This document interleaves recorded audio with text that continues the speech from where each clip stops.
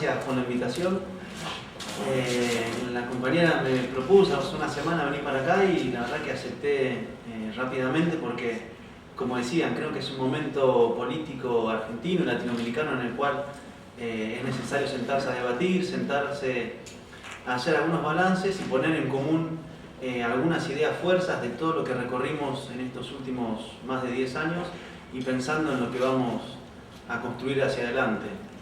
En ese sentido, la propuesta es un poco contar algunas líneas de la Revolución Bolivariana, algunos puntos centrales, entrar un poco a la actualidad hoy, que están en un momento tal vez el más crítico de toda la historia. En términos sintéticos, nunca la contrarrevolución estuvo tan cerca y nunca la revolución estuvo tan sola. Entonces tenemos un momento muy particular que seguramente tenga desenlaces notorios este año, pero la idea es contar un poquito cuál es la historia y la propuesta del proceso venezolano, que es el primer proceso que viene a romper el ciclo neoliberal en América Latina. Lo rompe de dos maneras. Primero, porque es la primera gran revuelta popular que hay en el continente. No sé si todos saben del 27 de febrero del 89, que es conocido como el Caracazo, que es lo que se conoce como el punto de inicio de la revolución, el punto de inicio en el cual la clase trabajadora, el pueblo venezolano se pone en movimiento y en ese movimiento sigue hasta el día de hoy. Ese es el inicio que todos marcan.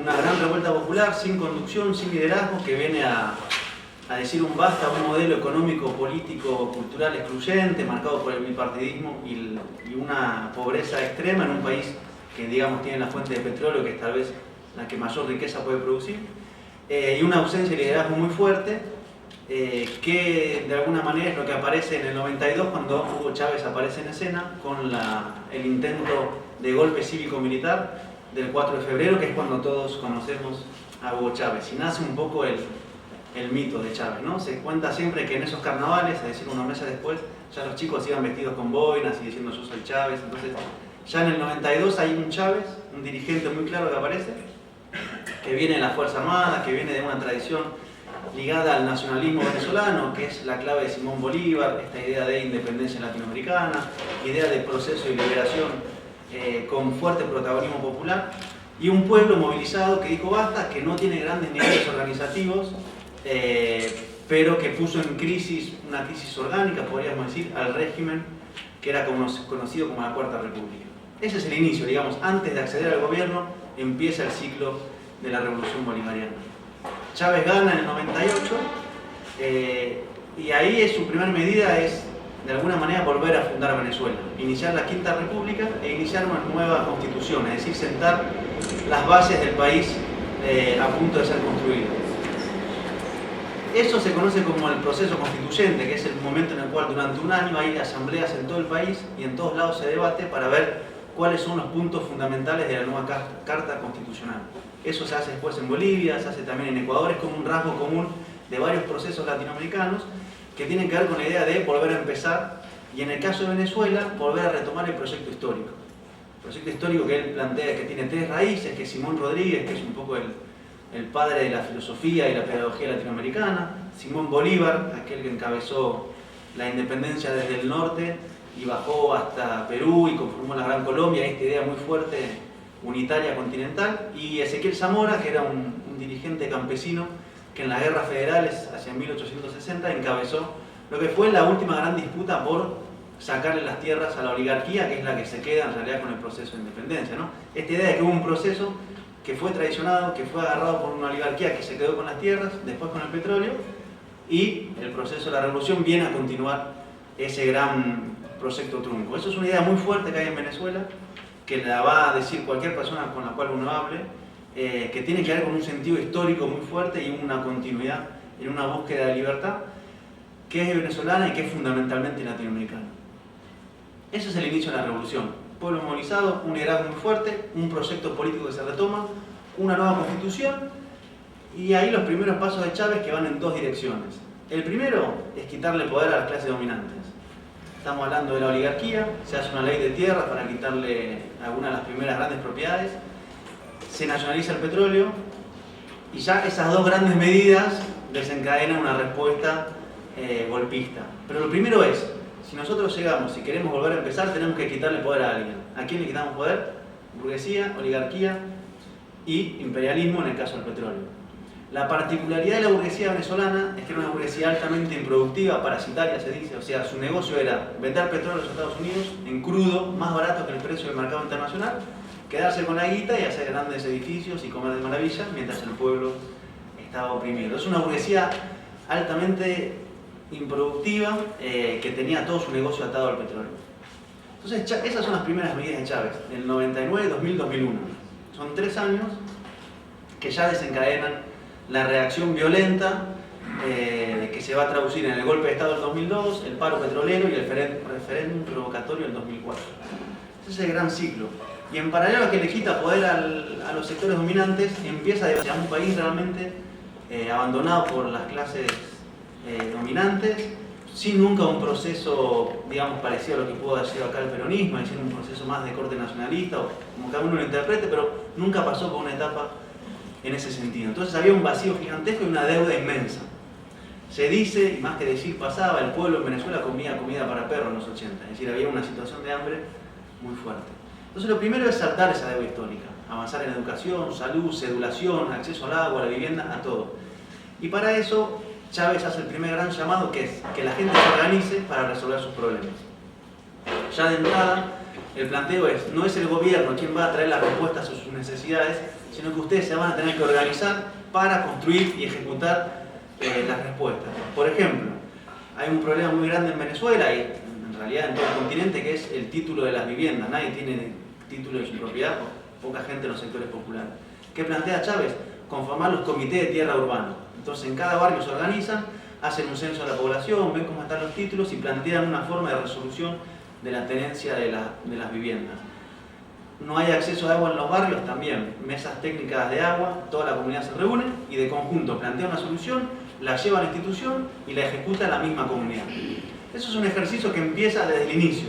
Entonces hay 2 tiempos, le quitamos poder a la oligarquía, a la burguesía, al imperialismo y construimos en los sectores populares un protagonismo. Primero reivindicativo, digamos, lo primero que uno resuelve es lo que le falta inmediatamente. ¿Qué le falta? Pasar de un rancho a una vivienda digna, tener agua, tener gas, tener luz, tener un espacio de atención pública, pero ya ahí plantea la ruptura de la lógica de arriba para abajo y plantea un ejercicio nuevo, porque Venezuela no tenía gran tradición organizativa, sino en ese sentido era bastante menos organizado que Bolivia o que incluso Argentina en términos de movimientos sociales, y Chávez permanentemente llamaba a organizarse y a estar en la calle. Organización y movilización como una consigna permanente. Yo creo que ahí hay una claridad muy fuerte, que era, si uno va a disputar poder, tiene que construir la correlación de fuerza suficiente para avanzar y para sostener lo que se le quita al otro. La única manera de sostenerlo es, efectivamente, en Venezuela, con la Fuerza Armada, con el Estado, pero también y sobre todo con el pueblo. Y efectivamente, cuando es el golpe de Estado del 2002, quien rescata a Chávez en un día y medio haciendo frente a francotiradores, a una avanzada muy fuerte, es el pueblo, sin tampoco mucho nivel de liderazgo claro, sin organización, pero que pida por Chávez.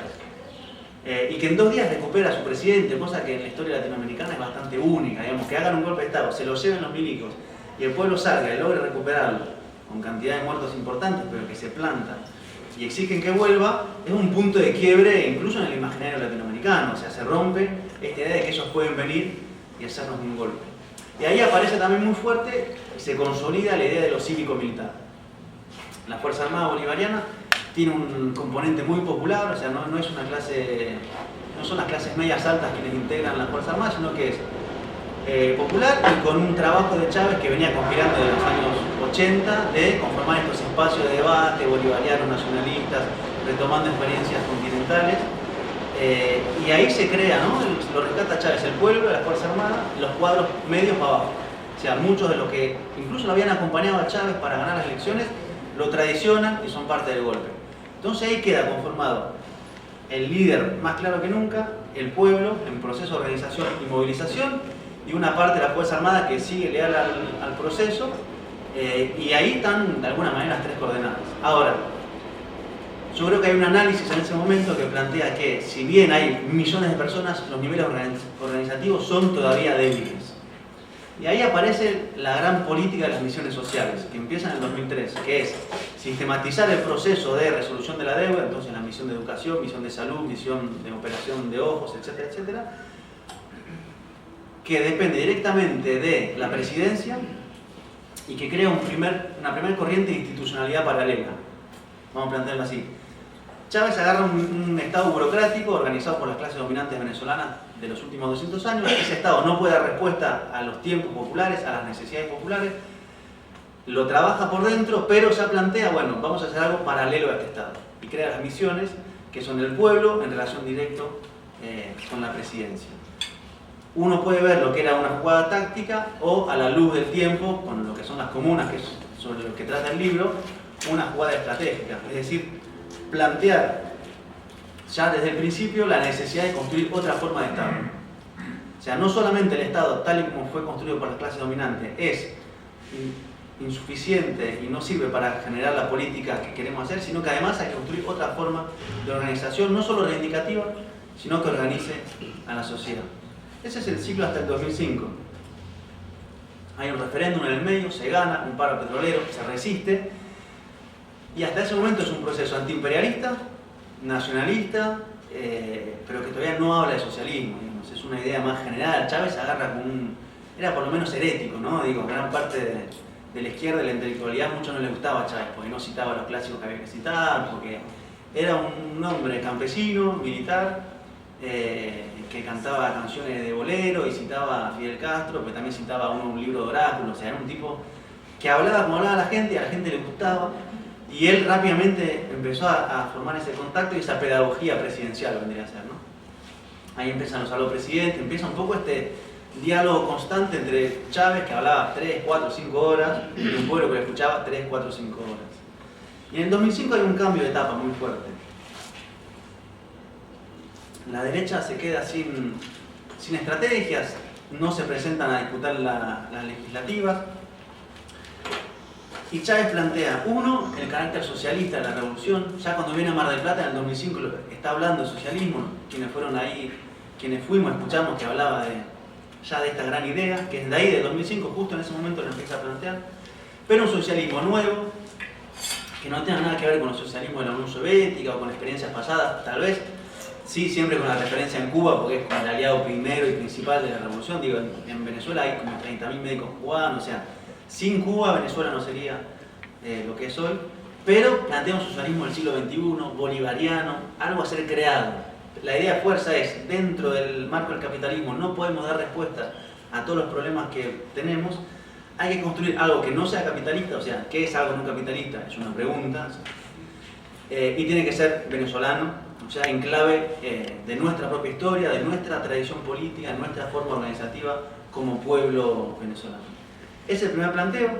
El segundo planteo es la conformación de los consejos comunales, que es apostar a la organización, o sea, todo lo que se venía haciendo se unifique en la forma del consejo comunal. El consejo comunal es una forma organizativa que en un año hay como 25.000 consejos comunales, que son en un territorio, como conoceríamos acá, una asamblea barrial, donde hay una asamblea semanal con voceros que son elegidos por la comunidad. Entonces hay un vocero para cada área de trabajo, educación, salud, vivienda, etcétera, etcétera.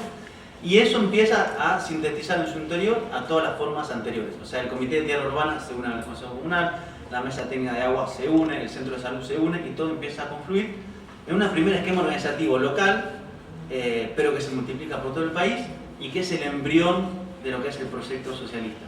Y plantea como el tercer gran elemento el Partido Socialista, el PSUV, que aparece también en 2005-2006, que es un poco la herramienta política de la revolución. Hasta ese momento había muchos partidos, muchas organizaciones. Plantea una idea de partido único, no único. O sea, centralicemos en el Partido Socialista Unido de Venezuela. Ahora, quienes no quieren entrar, que no entren y que sigan estando por fuera. Pero en los hechos se conforma con el gran partido donde está toda la conducción de la revolución y tiene a veces más afiliados que votantes incluso. Entonces es una cosa de masas y que está hoy en el debate, ¿no? O sea, ¿cuál es el rol del partido?